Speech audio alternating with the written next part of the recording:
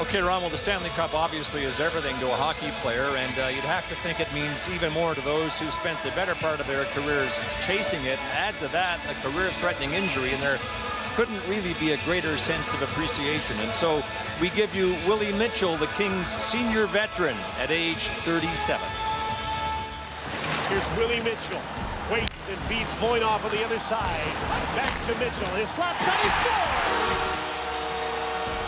With what you've had to overcome the last 3 or 4 years, how lucky do you feel to be playing for the Stanley Cup for the second time in 3 years?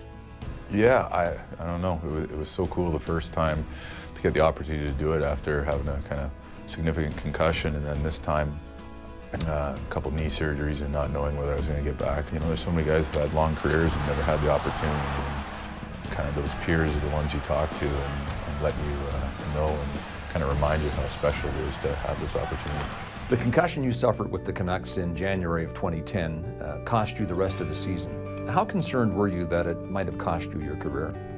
A lot of concussions for players might be, 2 weeks, 3 weeks, even some go 4, but when you start getting into like months and being 8 months for me, it becomes a more chronic situation. And when you go that deep into it, I think you start to question, whether you're going to get healthy or not. So it's definitely questioning that. Your brain drives everything. You're telling your brain right now to ask me a question, ask the question, and you want to lift a stick or skate or do whatever you tell it, it does it. When you don't have that ability because it's just like on overload, then you start to question a lot of things. And we're young men playing a great game, but there's a lot of life to live after hockey too. So you question all those things, whether you want to continue playing hockey, whether you're going to have the ability to, or just have the ability to function on a day-to-day. So a lot of things go through your mind, that's for sure. It has been quite a journey when you consider the number of teams, New Jersey, Minnesota, Dallas, Vancouver, now LA.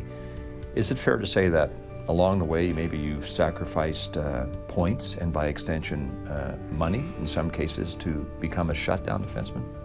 I'm going to say no, because I think that's my identity, and that's kind of given me a role in the National Hockey League and a significant role on the teams I've played with, and I feel very fortunate for that. That's a question for Jacques Lemaire, because he was the one who, I always tell a story. It was against Detroit. I just got traded from the Devils to Minnesota. I scored a goal, I think, to tie the game up late. So I thought the next day, Jacques calls me in for a meeting, and he said, Willie Mitchell, 3 chances for Detroit Red Wings, 3 chances for, he's like, Willie Mitchell, 3 chances, Detroit Red Wings, Steve Yzerman, Sergei Fedorov, Brett Hall. He's like, who scored more goals? He said, you're big, you're strong, and you can skate, expend your energy on the defensive side of the game. And like I say, that's kind of been my mandate as a player, and kind of, to be honest with you, I kind of like that challenge. I like the underdog and like going against the top players, and that's what I try and do. And if I can do that half decent, then I can be a pretty good teammate, and that's what I try and do. The ritual that you go through in your warm-up, where with 4 minutes left on the clock, you go to the bench, you sit there for 2 minutes, and you come back onto the ice with exactly 2 minutes left in the warm-up. Why do you do that? Look around the rink, take it all in. Really privileged, really lucky to be doing what I'm doing, and not take it all for granted. And as you get older, I think maybe you get a little more sentimental with those things, so that's what I do. I don't know, it's just my little thing.